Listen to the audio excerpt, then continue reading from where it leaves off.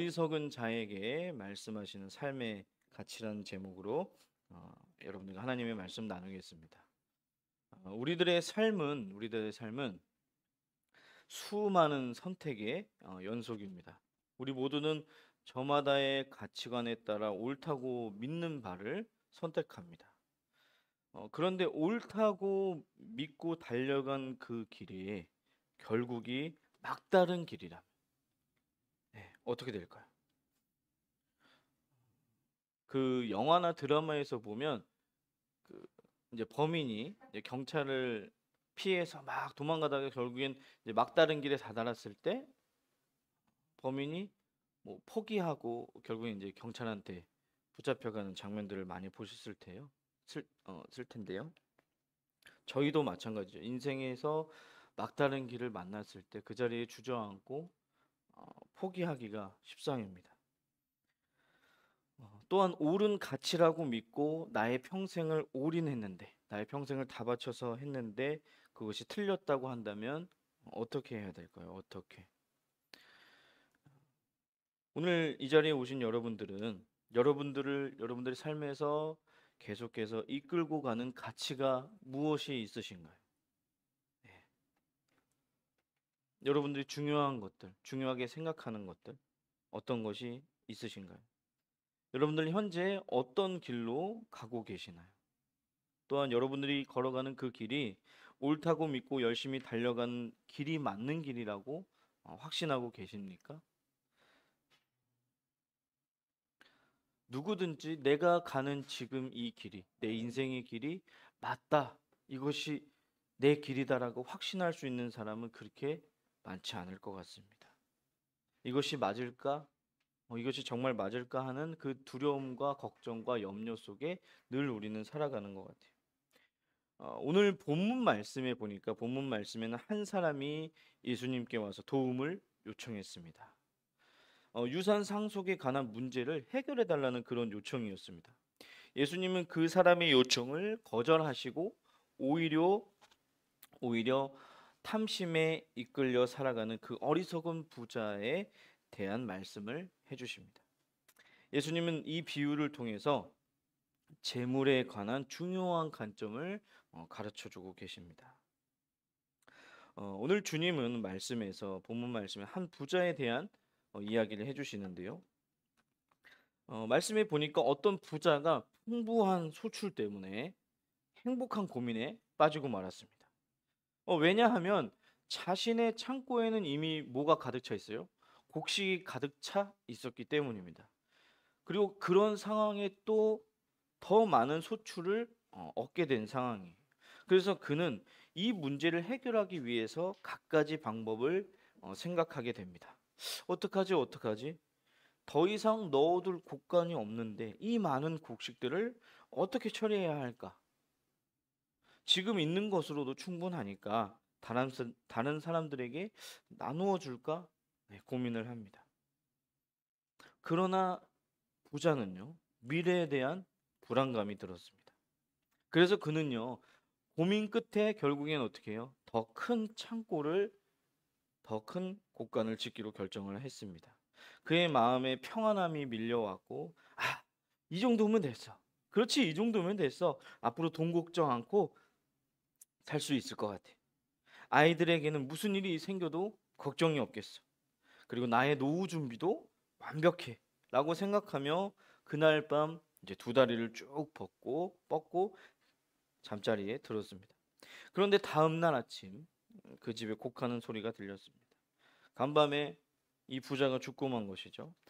예수님이 이 이야기를 마치시고 말씀하셨습니다. 자기를 위하여 재물을 쌓아두고 하나님께 대하여 부요하지 못한 자가 이와 같으니라. 이 이야기에 나오는 부자는 누구인가요? 무리 중에 한 사람이 이르되 선생님 내 형을 명하여 유산을 나누게 하옵소서. 이 본문이 말해주는 유일한 단서는요. 그에게 형제가 있고 부모님이 돌아가신 상황에 유산 문제로 자신의 형과 갈등 가운데 있다는 사실을 우리는 알 수 있어요.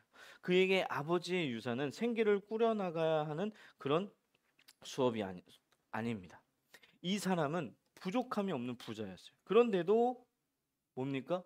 아버지의 유산을 요구하고 있는 것입니다. 오늘 주님은 부자가 좋으냐 나쁘냐를 말하지 않으세요. 아버지의 유산을 요구하는 사람이 살아가는 그 삶의 태도, 곧 그가 중요하게 여기는 그 삶의 가치에 대해서 말하고 있는 것입니다. 그의 삶의 가치는 뭐였어요? 재물의 소유에 있었습니다. 그리고 자기를 위하여 모으는 것이었어요. 자기를 위하여 재물을 쌓아두고 하나님께 대하여는 부요하지 못한 자가 이와 같으니라. 그러니까 주님은 재물을 자기 중심적으로 소유하려는 그 마음을 오늘 뭐라고 말씀하시는 거예요? 탐심이라고 말씀하십니다. 삼가 모든 탐심을 물리쳐라. 탐심이 어떤 마음인가요? 탐심. 사람의 생명이 그 소유에 넉넉한 데 있지 아니하니라. 탐심은요, 넉넉히 소유하려는 그런 욕구입니다. 늘 내가 부족하다고 생각하는 그 마음입니다. 아직도 더 필요하다고 생각하는 것입니다. 그래서 아직 가지지 못한 게 많다라는 그런 강박관념인 것입니다. 하나님이 시내산에서 모세에게 10계명 이제 돌판을 주시는데 그 마지막 열 번째 계명이 뭔가요? 열 번째 계명, 내 이웃의 집을 탐내지 말라. 내 이웃의 아내나 그의 남종이나 그의 여종이나 그의 소나 그의 낙이나 무릇 내 이웃의 소유를 탐내지 말라. 이웃집을 탐내는 게 무엇일까요? 이웃집을 탐내는 거. 자기 집이 있음에도 아직 부족하다고 생각하는 마음이겠죠. 이웃의 아내를 탐내는 것은 무엇인가요?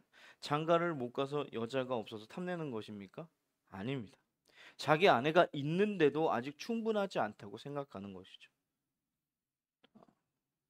한 가지 이야기를 해드릴게요. 손님이 아주 이제 북적대는 그런 약국에 약사에게 물어봤습니다.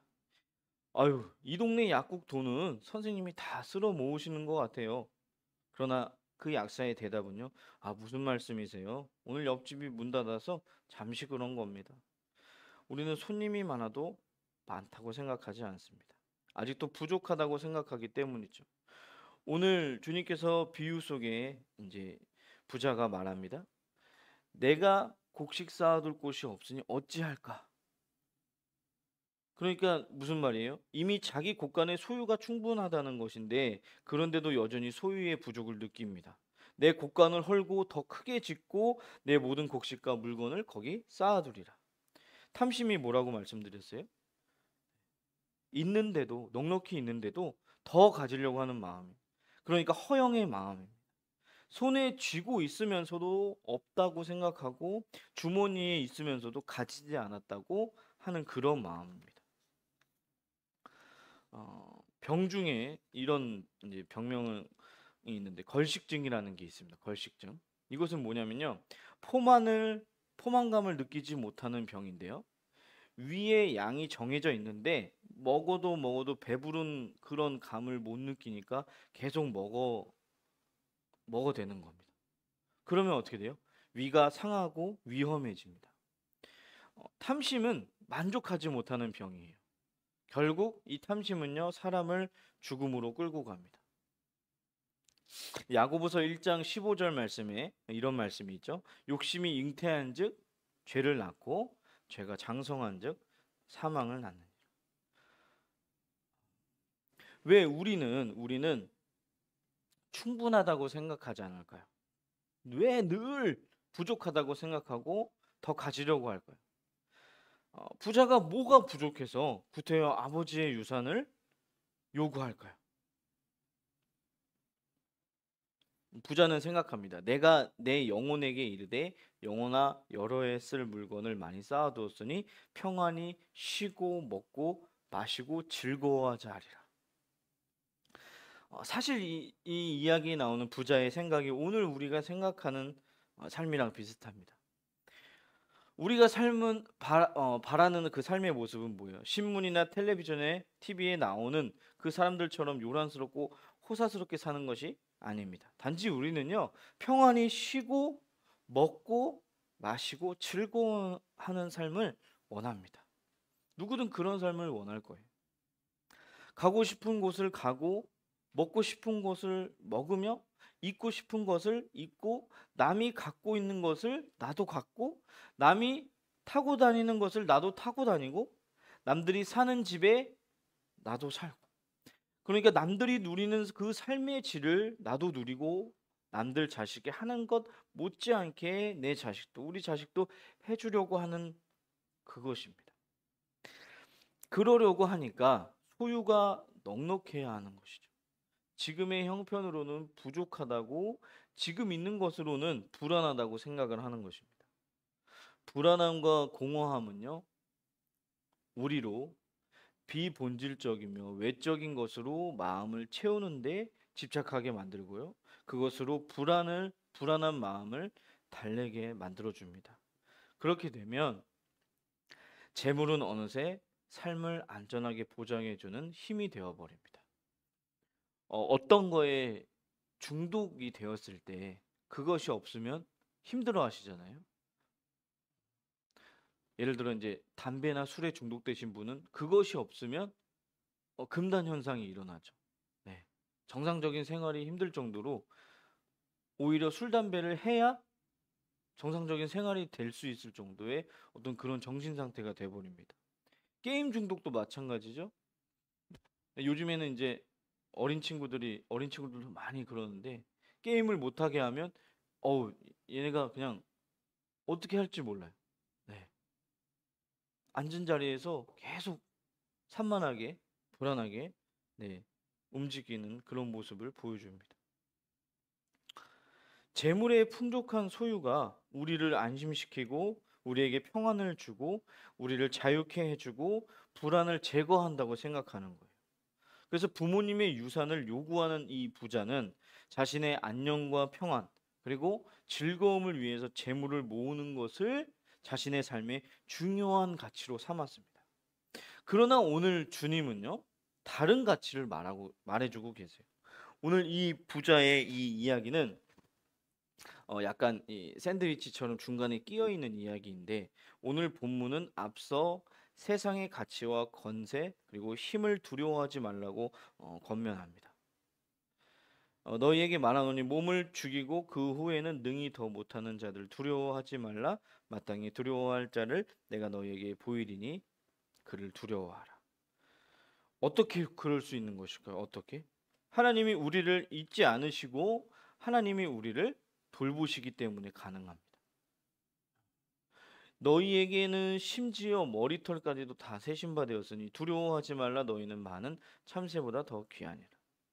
한편 오늘 본문에 이어지는 말씀은 너희 목숨을 위하여 무엇을 먹을까 몸을 위하여 무엇을 입을까 염려하지 말라. 너희 아버지께서는 이런 것이 너희에게 있어야 할 것을 아시느니라 입니다.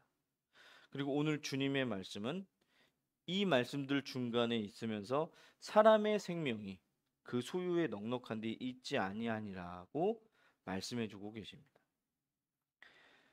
주님은 본문을 통해서 한 가지 비밀을 알게 해주시는데 우리가 집중해야 하는 그 삶의 가치는 소유의 유무나 많고 적음에 대해 염려하고 계산하는 일이 아닙니다. 오히려 하나님을 삶의 주인으로 신뢰하는 그러한 삶입니다. 나아가서 재물과 그 소유는 우리가 집착해야 하는 가치가 아닙니다.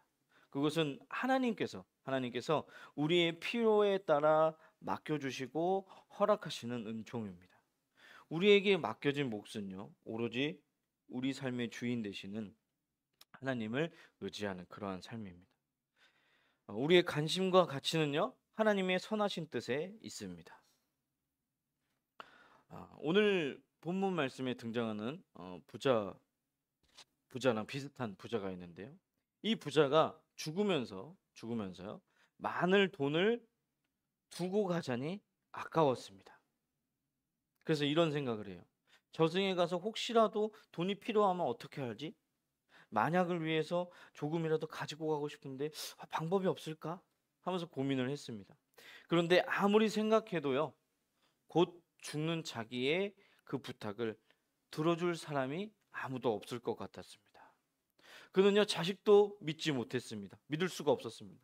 그래서 세 명의 사람한테 부탁을 하고 그 세 명을 불러냅니다. 누구냐면요. 자신의 변호사와 자신의 주치의 그리고 성직자였습니다. 이 부자는 이렇게 생각해요. 이분들이라면 욕심 때문에 나를 속이지는 않겠지. 내 부탁을 들어주겠지. 라고 생각하고요. 각자에게 100만 달러씩을 주면서 이렇게 얘기합니다. 변호사님,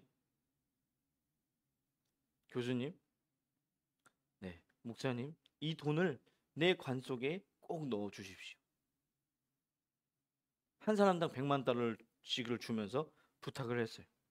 그래서 이 사람이 생각하기에 300만 달러면 아쉬운 대로 될 것 같았기 때문입니다. 그래서 장례식이 끝나고 이 부자는 이제 죽었죠. 장례식이 끝나고 돌아오는 길에 이 세 사람, 변호사와 주치의, 성직자, 이 세 사람은 서로 궁금했습니다. 이제 주치의 의사가 성직자에게 물어봤습니다. 관 속에 100만 달러를 넣으셨습니까? 이제 성직자가 대답했어요. 아무리 그래도 11조는 떼어야 하지 않겠나요? 그분의 신앙을 위해서 90만 달러만 넣었습니다. 그렇다면 선생님은, 교수님은 어떻게 하셨나요? 병원 시설을 새롭게 하는데 많은 사람의 도움이 필요해요. 평소 건강에 지대한 관심을 가졌던 고인의 뜻이라 믿고 50만 달러를 그분의 이름으로 병원에 기부했습니다. 이 이야기를 가만히 듣고 있더니 옆에 있는 변호사가 화를 냈습니다. 아니, 아무리 그래도 그렇지 고인의 부탁인데 그러시면 되십니까? 그렇다면 변호사님은 다 넣으셨나요? 물론이죠. 다만 부피를 생각해서 가계수표로 바꿔 넣었습니다.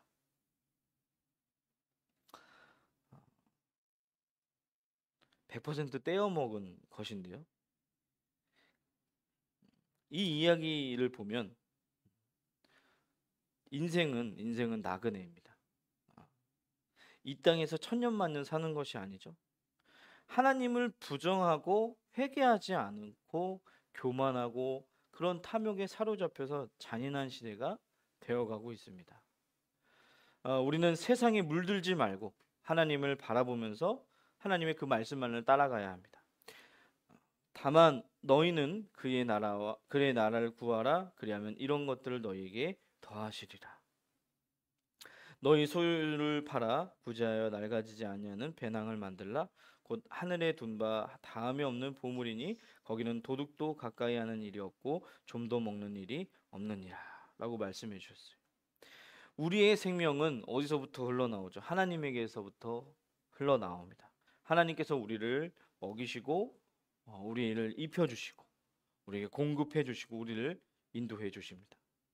하나님께서 우리의 그 삶의 주인이 되어 주십니다. 그래서 우리가 삶을 체념하지 않고 다시금 새롭게 일어설 수 있는 것은요, 그 소유의 유무에 있지 않습니다. 우리가 삶의 의미를 찾게 되는 것도 소유의 많고 적음에 있지 않습니다. 세상과 다른 그 하나님의 방식으로 우리의 상심한 그 마음을 위로하시고 불안한 마음에 소망을 주십니다. 그렇기 때문에 우리는 전적으로 하나님을 신뢰해야 합니다. 그래서 하나님을 신뢰하고 하나님의 뜻을 따라 사시는 우리 여러분들이 되시기를 주님의 이름으로 축원합니다. 기도하겠습니다.